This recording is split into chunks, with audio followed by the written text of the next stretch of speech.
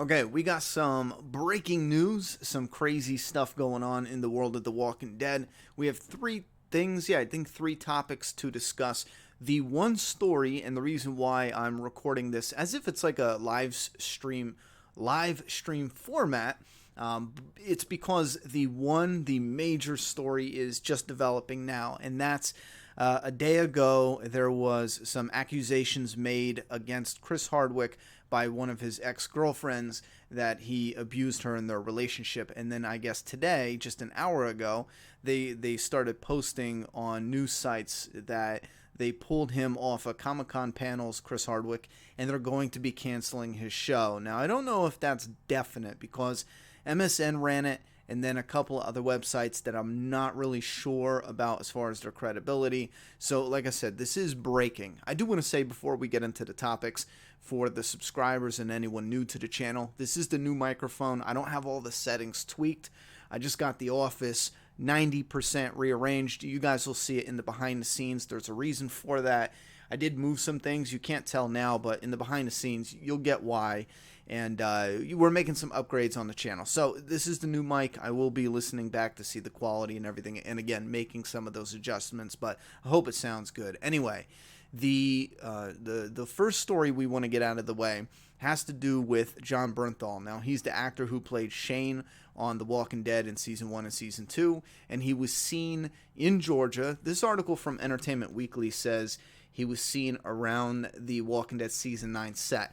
And I believe it was the coffee shop that is like almost, right across the street from where they film. So we can scroll down here just to see the pictures making the rounds. Here's John in the background. You got Norman and then Andrew Lincoln down there. And there's another one with Andy and John. I believe Daryl's in the back seat of the car. And there's a third picture. I could have sworn I seen a third picture, but I keep scrolling. I can't find it now. I don't know if they took it down or maybe that was a different website. I don't know. But long story short, he is, visiting. And I think this is simply him taking the last opportunity. If the rumors are true, which it looks like the rumors are true, that Andrew Lincoln is leaving in Season 9, most likely dying in Season 9, I think this is his last time to come to the set and be around some of the original crew, you know what I mean? There is a slim chance he could have a hallucination scene or a flashback scene. If it's flashback, it's unlikely, very unlikely, near impossible. It'll have Carl in it. We don't know if it is a flashback. Why is it just him? What about Lori? So again, I personally feel, unless we get any other information, because The Walking Dead is selective when they do flashbacks and hallucinations, I do feel like at this time, I believe he's simply there just to visit and maybe even to say goodbye to Andrew Lincoln as Rick Grimes. We know they have death dinners. We know that old cast members do come and say goodbye when their friends who they've filmed with and worked with on the show when they were leaving. So I think this is simply it. They did say that Rick Grimes is going to be exiting after 6 episodes, likely in the first half of the season, and I do believe they are around episode 5, episode 6. If he is in, and I find this hard to believe, if he is in only the first 6, this would line up as far as a death dinner or saying goodbye. Now, if we get any more information, then I'll kind of, readjust my speculation, but I personally just take it as he's visiting the set and saying goodbye to an old friend. Keep in mind, they started this with the pilot. They made the pilot first, and then they went to shop it around, and or whatever the order was. When they made the pilot first, it was Andrew Lincoln, and Shane as his cop buddy, kicking it off, this world of The Walking Dead, and then Morgan was the one who found him. So those were the 3 mains, I do believe. I don't even think Lori was in the pilot as far as I remember. Maybe at the very end. It's hard to remember. I think she was in the very end with Shane, remember, on the radio? But no, is that episode 2? It doesn't matter. The point is, I feel like he's coming to say goodbye to an old friend because Rick Grimes is leaving The Walking Dead in Season 9, unfortunately. Now, the other bit of news, and I'll run through this really quick. A lot of people are asking me about my opinions about the polls going around that 40 or 45% of the fan base plans to stop watching if and when Rick Grimes is killed off The Walking Dead. Now, the only reason I didn't really bring this up in a video is because it's easier to take a poll and express yourself like that and say, nah, I'm not going to watch. I don't believe it is that high. I do believe it is higher than AMC realizes, and I do believe it's higher than they would want it to be, and that's most likely why they're going to pay Norman Reedus a lot of money to stay on as Daryl Dixon to try to, hang on to as much of the fan base as possible. I think the polls are around 40%. I feel comfortable around 25-30. I think that's a solid estimate for people because you have a certain number of people that are invested into this with Rick being the core of the story, and it's just they haven't done enough yet to move away from this being an ensemble cast, especially with bringing on newer characters. We don't have a lot that we're really, really connected with. We have a lot that we're connected with as long as they're still developing them with the bigger characters, and I think that is the biggest problem. Anyway, like Michonne, for example, she's a season 3 character, but she has already made that connection with us where she feels like one of the mains, one of the most important characters. Same thing with Maggie. She's a season 2 character, and she's made that connection with us. So with Maggie going and Rick Grimes going, we have other characters, but I do feel like they've breezed over some of the storytelling with some of those characters, so we don't have as much of a connection with Jesus, for example. That's a character I feel needed a little more screen time, a little more connection with the fans, and it's a good character. I really want to see what they have planned for his story. He's a really awesome character in the comic book, but I just kind of feel like he got a little overlooked, more so than I would have liked, and that keeps those connections from not being as strong as they possibly should be. So that's what I got to say. I think it's going to be a heavy blow if Rick leaves. I don't think it's going to be half the fan base, but I do think it's definitely going to be at least a quarter, without a doubt. Anyway, you guys can tell me what you feel down in that comment box. Anyway, we have NBC releases a statement on Chris Hardwick. Now, if you're not in the know, I ran through this one article real quick. What is this website? The Independent, and it broke it down, but I think there has to be more to it because his girlfriend, Chloe, she said, I was terrified to piss him off, so I did what he said, including let him sexually assault me regularly. Now, I hear people saying they were together for a long, long time, and this gets tricky. If this is all she wrote, I'm hearing there's more, there's details or something like that, but I'm going to have to find this post to see for myself. But this gets a little tricky because we all know bitches be crazy. And there was one article that had a statement from Chris Hardwick that says he was brokenhearted, and he says this was a girl where she cheated on him, and then she wanted to get back together. She even said they wanted to have kids, and he was the one and all that. And in my mind, I'm thinking, okay, if he did it, yeah, he's a piece of shit. Let him burn. Fuck it, But the scary part to this is if he didn't do it, he's dead in the water being completely innocent. And like I said before, bitches be crazy, and this one wouldn't be the first time a chick made an accusation. I believe in the news just recently we had some chick being like, yo, this cop did some foul shit. I mean, he yada yada yada. And it was heinous, the stuff that she was claiming. And here they found the footage, and the cop was, a model of what cops should be. Polite, understanding, calm, cooperative. I mean, damn, And again, I don't remember all the details, but you could look this up. I do believe some famous actor or director or activist even backed the girl, and then he was like, when it was found out she was straight up lying, he was like, ouch, So, and again, do not read my words wrong and then say, oh, I see Ronnie. Victim blame and always choose the guy's side. No, unfortunately, when it comes to these types of situations, I stand on this, and I'm not saying you should stand on this. I'm not saying this is the right way, the wrong way. I might adjust as I get older, but when accusations come up, I immediately want facts. I don't care about the guy. I don't care about the girl. I want the facts, and let's nail down the one who's in the wrong. I mean, I personally feel, and this is the reason why I feel that way, is because that's important. The person in the wrong, either the abuser, or the one who straight up lied about it or exaggerated it. There is one person who's in the wrong in this situation. Either Chris Hardwick is a degenerate, in that way. Again, I didn't read all the details, but he's either guilty of that or she's straight up lying, which this is rough because there's no proof. I mean, I don't know. If he did it, man, I feel awful. And then the questions arise, not as blame, but as curiosity. If it went on for years and he was just miserable and then sexual... For me, I've been in a lot of relationships, and I find that difficult to wrap my head around. You know what I'm saying? Like, if I'm not vibing with a chick, she's going to let me know. You know what I mean? Like, I don't know.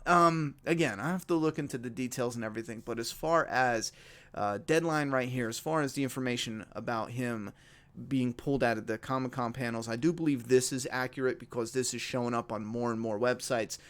But his show being canceled, I don't know if it's just the Talking with Chris Hardwick or the Talking Dead and all of that in one. Now, this says AMC silences Chris Hardwick's talk show and Comic-Con panels after abuse claims. A day after allegations of emotional abuse and sexual assault were levied against Chris Hardwick by an ex-girlfriend, AMC has decided today to officially pull the plug on their long-running host's talk show and appearances at San Diego Comic-Con next month. We have had a positive working relationship with Chris Hardwick for many years, said the home of The Walking Dead in a statement on Saturday, one day before the season 2 of Talking with Chris Hardwick. Now keep in mind, Talking Dead and Talking with Chris Hardwick are two different shows, was set to debut. We take the troubling allegations that surfaced yesterday very seriously. While we assess the situation, Talking with Chris Hardwick will not air on AMC, and Chris has decided to step away from moderating planned AMC and BBC America panels at Comic-Con International in San Diego next month. Now, maintaining radio silence all day yesterday, the cabler had been under increasing pressure to address the premiere of Talking and its overall relationship in lieu of the disturbing claims that Chloe made public online early Friday. Additionally, as legendary, let's see if this is even relevant. Okay, so Nerdist News is a news site for nerds and geeks that I believe he founded. It was the owner of. He founded and once owned. AMC found itself up against Hollywood heavyweights, talking guests who wanted no association with Hardwick and the looming SDCC realities. All right, so yeah, the Nerdist News site wiped all mention of him. It's like deja vu. We just had this with, what was it? What was that company that started as a YouTube channel, like Screen Rant or something like that? And they had allegation. I think they actually had proof with that, like clear-cut proof and evidence and yada, yada, yada. But that's what they did, too. They wiped, they wiped everything he did from the internet. They're like, oh, no, he has nothing to do with us. That must have been that other guy. So, yeah, they did that with Chris Hardwick. And then over on, what is this, Independent, cameras are on. He was a prince. Turning them off, he was a nightmare. Yeah, here, Nerdist wiped all mention. Yeah, so this is a tricky one. Like I said, it is still breaking as far as any news or information about whether or not this is accurate. Here's AMC pulls Chris Hardwick's show issues statement, comicbook.com. Okay, this is 7 hours ago, and I refreshed this twice, and nothing came up in the news except for this from NBC releases a statement. Chris Hardwick dropped from SDCC panels. All right, so this is 6-7 hours ago. Okay, so like I said, this is a developing story. We're going to get more on this. I don't know. This is crazy. Oh, wait a minute. Yo, when I Googled this, I recoiled in horror. Not at this. I don't mean to make a light or a joke at this. It was actually this headline I saw. Where was it? Kathy Griffin says she is available for Chris Hardwick's Talking Dead. I even screeched, Lord hells the fuck no. Like, no way. Keep her away from the show. Hells no. She's just nowhere near the right fit for that type of show, that type of fan base. Like, she had her career ruined because she went toe-to-toe with Donald Trump. She lost, and I personally think it had a lot to do with her simply not being that funny to begin with. She doesn't have a huge fan base. It was an easy fight for Trump. Anyone could have taken that on. But here's the thing. She's not the right fit. Hells no. So, yeah, I shrieked out in terror to that one. Your career's over and you jump at the first, All right, again, this is something that I'm definitely interested to hear your thoughts and opinions on, as far as I'm not asking for, you can definitely share your opinions on anything, but I'm not asking, what do you believe? Me personally, I'm at a rock and a hard place. It's rough, without proof. It's been this long. Why is it taking this long? Why now? Again, bitches be crazy. If this was some shit where this chick is just making shit up, which is not new, that's not impossible. Holy hell, that is terrifying. You know what I mean? Imagine losing everything you have worked up to gain because someone just made up some allegations or even exaggerated some. You know what I'm saying? Like, what if the reality is she was just pissy at him and just not really in the mood? He was putting the moves on. She was like, all right, whatever. Do whatever you want. You know what I mean? On the flip side, yeah, if this is true and he was an abusive asshole, I don't have any, I've nothing to say in defense to that. You get, you reap what you sow. What do you want me to say to that? I have a code I live by. I don't do that to chicks, so yeah, I'm not going to stand for it either.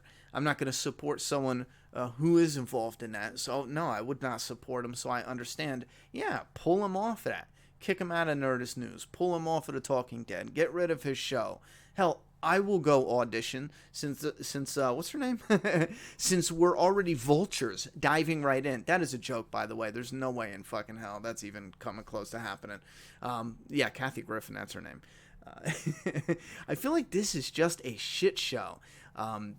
I also feel like there's definitely some proof or some stuff that we don't know about where I'm going to go back and be like, oh, okay, they got him. This is a clear-cut case. The only thing I worry about, though, is how easy it would be for someone to just go, yeah, I can destroy, like you can get a girlfriend right now. I can get a girlfriend right now and piss her off. I could be the best boyfriend in the world.